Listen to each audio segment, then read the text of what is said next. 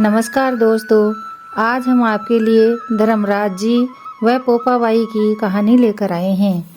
एक गांव में एक पोपाबाई रहती थी। जब वह 5 साल की थी, जब से ही वह धर्मराज जी का व्रत करती थी और कथा सुनती थी।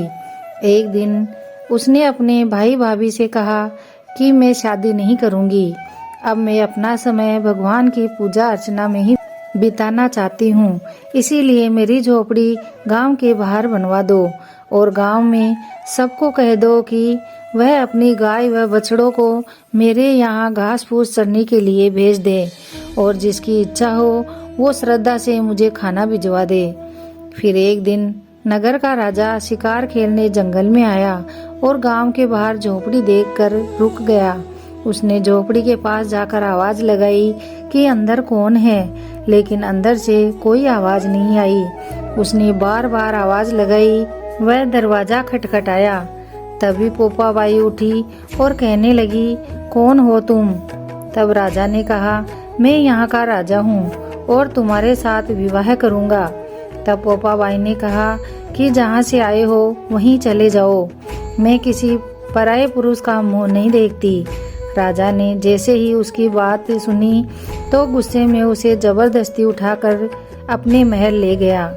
तब पोपाबाई ने राजा को श्राप दिया कि तुम्हारा सारा राजपाट नष्ट हो जाए। महल में आने के बाद राजा की रानियों ने पोपाबाई की सारी बात सुनकर राजा से अनुरोध किया कि पोपाबाई को वापस वहीं छोड़ आओ।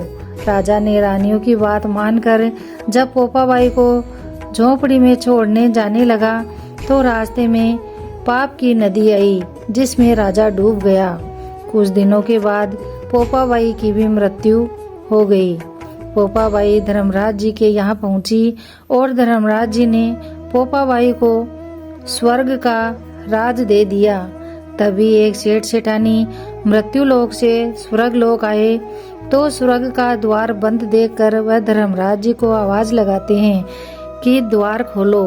तब धर्मराज जी ने कहा कि इस द्वार पर पोपाबाई का राज है। इस पर सेठ सेठानी ने कहा कि हम पोपाबाई को नहीं जानते। तब धर्मराज जी ने कहा कि तुम लोग 7 दिन तक मृत्युलोक में रहो और 8 खोपरा से राई भरकर 5 कपड़े ऊपर रखकर कहानी सुनकर उद्यापन करना और कहना कि राज है पोपाबाई का, लेखा लेगी राई राई का।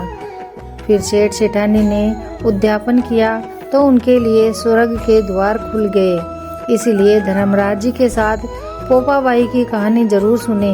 कहानी कहते सुनते और हुंकार भरते सबका कल्याण हो और सबका जीवन सुखमय हो। बोलो धर्मराज व पोपाबाई की जय।